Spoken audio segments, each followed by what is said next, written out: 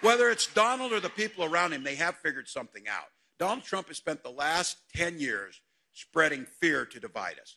Now, I say this. I taught school for quite a few years, and I supervised the lunchroom. Teachers in here know what I'm talking about. So, and you do know this. Fear is a short-term motivator for people, but it doesn't change behaviors. Now, look, he's not out there thinking 1 minute about how to make your life better. In fact, let's be very clear. Do you think Donald Trump has ever thought for a moment about anybody but himself? Now, I know, look, I'm telling you all this, and you're like, damn, I already have enough anxiety. I'm already stressed out. You know, you turn on the news, it's the polar coaster. That's my advice to you today. Get off the polar coaster. Don't, because this is all about getting folks to vote.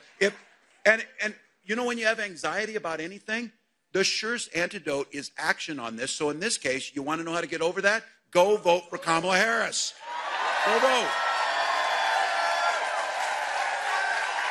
It works. It works. Those of you who went and voted, it felt damn good to do it. Last Wednesday, I had just a privilege of my lifetime. I got to go vote, and I got to be accompanied by my recently turned 18-year-old son who got to cast his first vote.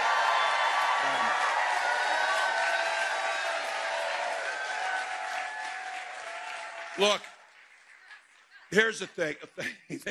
Gus, he's the guy. So, look, what a privilege. We get the opportunity to not only turn the page on Donald Trump, but to elect a new generation of leadership. You saw it last night. Kamala Harris is offering a new way forward. Be clear on that. I heard someone say, Kamala Harris made her closing arguments. I said, what? Kamala Harris just told you what her presidency is going to look like, and that was just a start. That was just a start.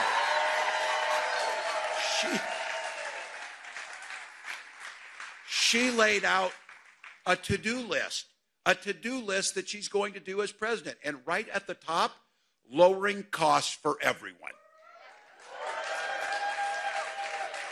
That's going to be her priority every day in the White House. Not tax cuts for billionaires, not retribution, not revenge, not getting rid of the ACA, none of those. She's talking about this, the first ever federal ban. 37 states have it, but the first ever federal ban on price gouging.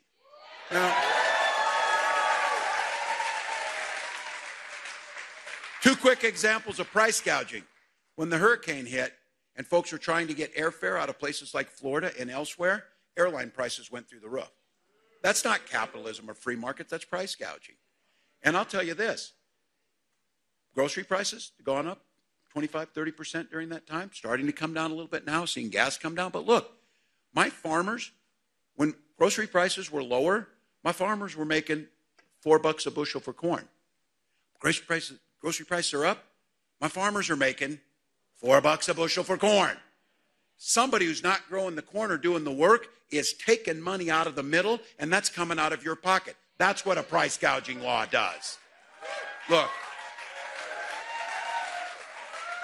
And it is time to make our tax system fair. 100 million Americans squarely in the middle class will receive a tax cut under her proposals. And these little ones, and the little ones, the most effective anti-poverty tax cut that we do is a child tax credit, $6,000 in a child's first year of life.